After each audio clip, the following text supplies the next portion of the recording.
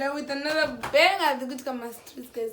Don't forget to subscribe. Usakangana kusubscribe. Ndinama chikudzira nyaya dzikutrenda streets. Saka Tytie akunetsana nambuya chihoro. Yo.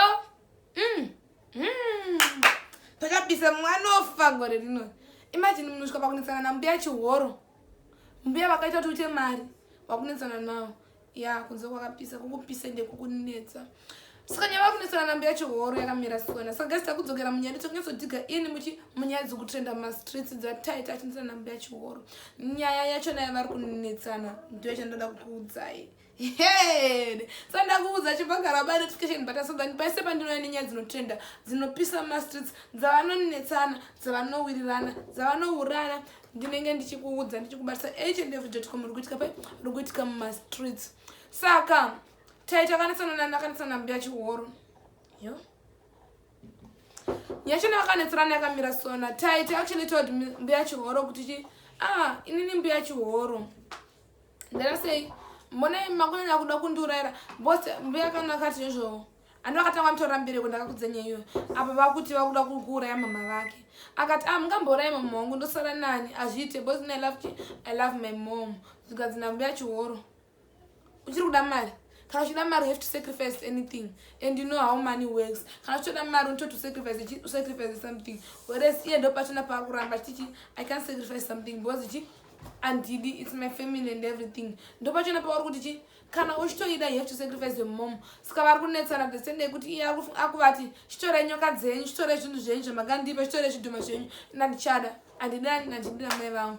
Whereas hapana kana way back. You know kana watoromba watopinda mazviri it's either you do or die.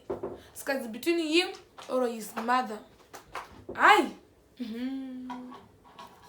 Nekuti zvakanzi mukadzi ka teta ndimutrust egonotora kana kiki wake. Saka zvekuroma mazvinonyatsoda waunoda akanzi tukuda mai vako oro unobva wafa.